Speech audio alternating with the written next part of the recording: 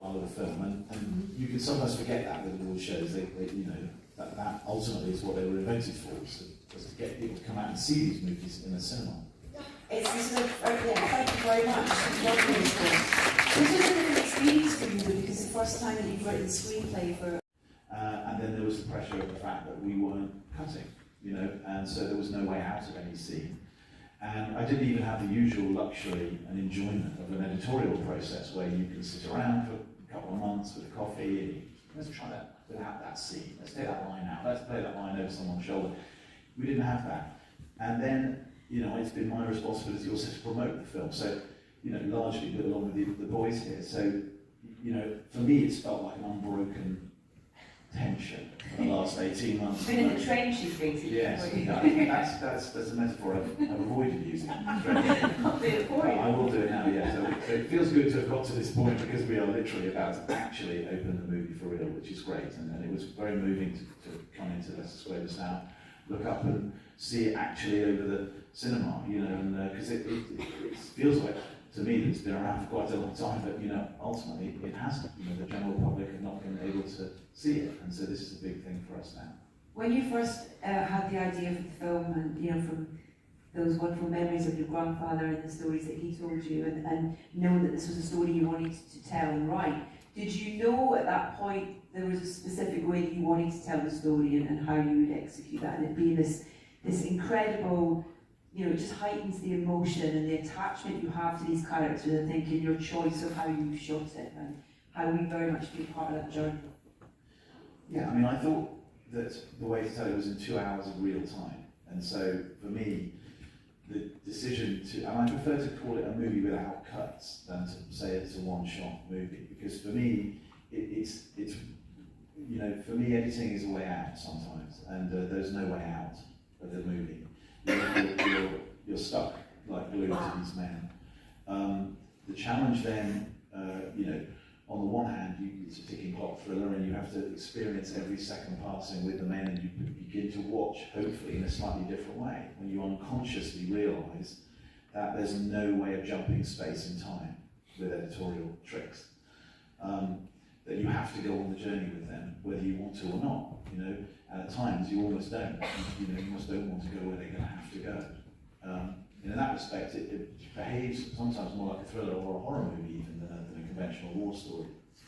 But it felt like the right way to tell the story emotionally. You know, it was an emotional choice to make sure that the audience stuck with the man at every possible point. The challenge then was to have the things you normally have with a movie without cutting. So you still have the wide shots for geography, still express the epic scale of the landscape, still understand the distance that they have to travel, still feel every second passing, but also at times just see them, at times just be close to them and not move, and sometimes just see them and not what they're looking at, sometimes see what they're looking at and not see them. And so that dance, that choreography of the camera and the two characters, or sometimes just one, and the landscape just constantly moving, that was the job of prepping the film. And that's why these boys, who've been amazing and wonderful, and are wonderful in the picture, have been part of the making of the film from the first day. Didn't just turn up for a couple of weeks of rehearsals, they were with us from the very start, because without them, we couldn't have constructed the movie. We built the sets around their journey. We constructed the shots around their journey and around their emotional reaction to what they see, to the way in which they interact with each other. So without the two of them walking on empty fields, we would never have dug the trenches that housed those scenes. You know, we've made over a mile of trenches. Without them walking, you know, down empty hillsides, we wouldn't have been able to construct the orchard or the farmhouse or, you know, the canal or the towns. They were built around the scenes that were created by the boys. So it was a very unusual process, and it was inextricably linked to these two and to their emotional journey.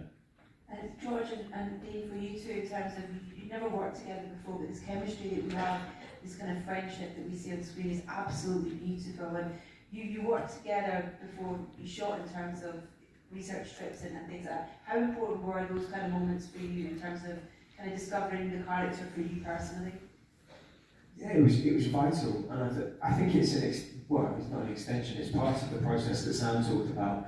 Just by going step by step and building layer upon layer, I think Dean and I got to know each other through time spent, basically. So spending every day together, hours every day, meeting new challenges, and when you meet something that you've never done before, it's often scary and feels vulnerable, and so to share that. And I think also, I mean, I can only speak for myself, but I think I felt quite close to who Schofield is and how he operates as well. So I think, and Sam, throughout that process would tailor the characters towards how we are as people, and we then got closer and closer to the characters, so there was a sort of meeting in the middle. Yeah. And that was, I think, again, reflected in, as Dean and I got closer, that sort of, our closeness became unconscious. Yeah, collaboration seems to be a really important part, Dean. 100%. I mean, I'm just so thankful that we literally did everything together. I mean, until they killed me off. But yeah, we did. Then 6 months rehearsals, we were training together, rehearsing together, went to France together, Belgium together to look at some war sites and war graves. And what was quite nice as well is that, not a lot of actors have experienced making a film this way. And it takes a lot out of you. So it was nice to know that someone was feeling the same way. When we'd have a rough day and sort of look at each other and be like, should we go and get a bit of food and chat? Nice. Decompress. What were the tough bits? What was the most challenging element for you both in terms of filming? I think physically, No Man's Land was really tough. And then also, Dean's was kind of nice that we could speak about it, but Dean's death scene as well. Yeah. Again, because that's a mixture of just the sheer emotionality of it, the physicality, and then the accuracy of the camera work as well, which is, it was a very emotional day, and all of that stuff to repeat it, because again, it was rigorous, the whole shoot, because you do it again and again and again, and not so much the death scene through the emotions of it to save that, but we would rehearse, before we even got to say, doing 40 takes of it, we'd do 20 takes rehearsing. So it was just that kind of constant, right, and also you've got to come in, you've got to set the pace, so from the very first rehearsal you're doing it as you would do, but you also don't know when you're going to finish, because it's not like, once you've got to get it, you've got it in one, so that could be in take 3, or that could be in take 53, so you just have to kind of keep going, and sort of, but you can't really meter yourself, you've just got to keep going. Well, I know that the kind of run is a prime example of that, isn't it, towards the end, where talk to us a little bit about that. So that's an incredible story about that whole filming of that scene and things really you having just to kind of keep going whilst you're almost being knocked over and things like that as well. Yeah, that was a big day. Like we and I mean that shot as well is a crane that then gets taken by 2 grips in costume because they can't get out of the shot. So they then hook that onto a tracking vehicle on the move as it all goes, and they circle round to become some of the men that run through. And then also, there are also a bunch of happy accidents, as you say, and I got knocked over a number of times, which wasn't planned. But, until someone says stop, you don't stop. So we just kept going. But that was a really, really special day, because everything you see on screen was there. Those were big explosions. There was 500 men that we had there. So it was really special. Wow.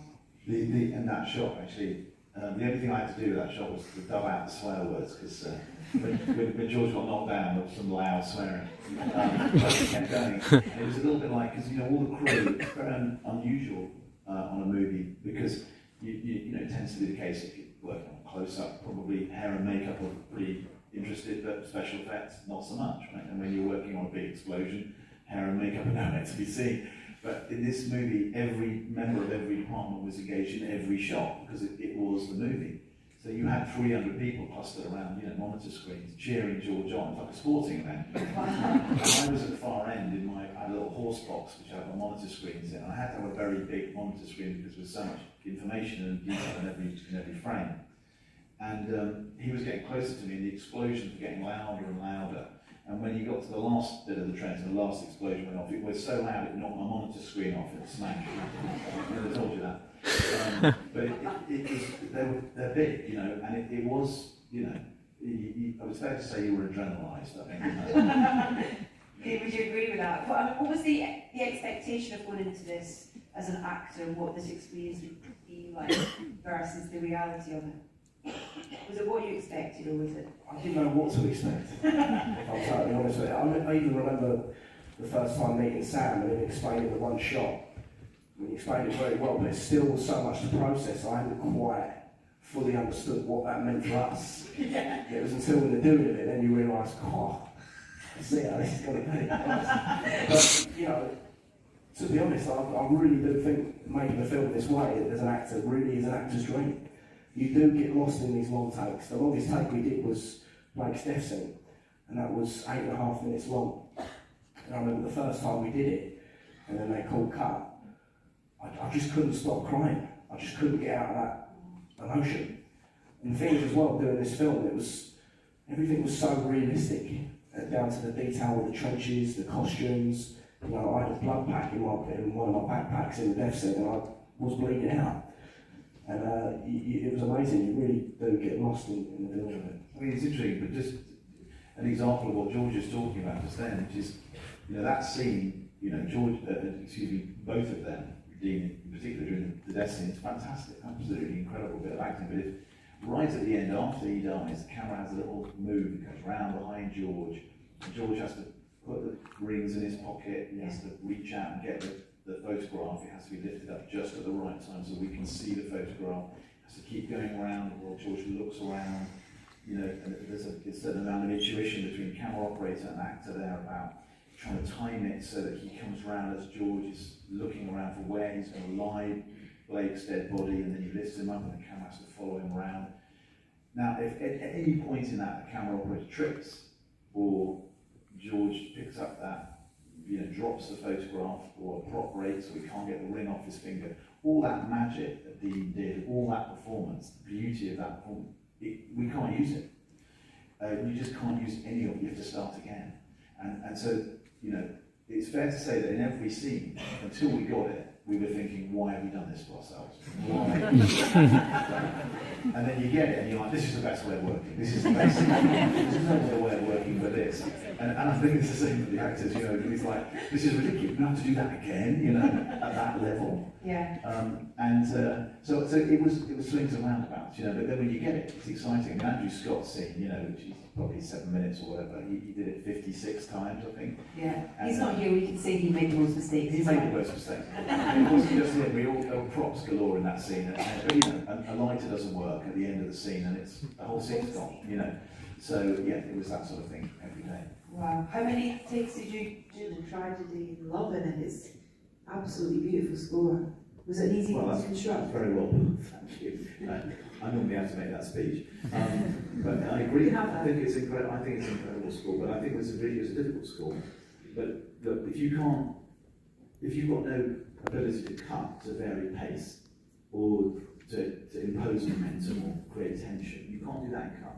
You are entirely dependent on score for that, and the way the camera moves. Those two things, and that's what Tom manages to do. There are long periods of low-grade psychic disturbance where you feel like something's about to happen. I'm not quite sure why or when or what it is. And the movie is very dependent on that for large stretches in the first half. And that comes entirely from the score. He does it seemingly effortlessly. But it's also a very present tense film. It's very difficult. Music often comments on action, distances you from it. Takes you, gives you a kind of gold shot. And here I was trying to stick very, very closely to action, remain very present tense until the moment he wakes up at night, George, in the town, at which point I think the movie and the music goes into another realm. It's brilliant. Right, sorry I'm taking up so much time. Questions, please. We have a gentleman right there. Hello. We'll get a mic to you as quick as we can, and then we'll come down the front. Just right in the middle here, if we can, please. Thank you. Guys, thank you so much for your work. This is, I think, for all three of you.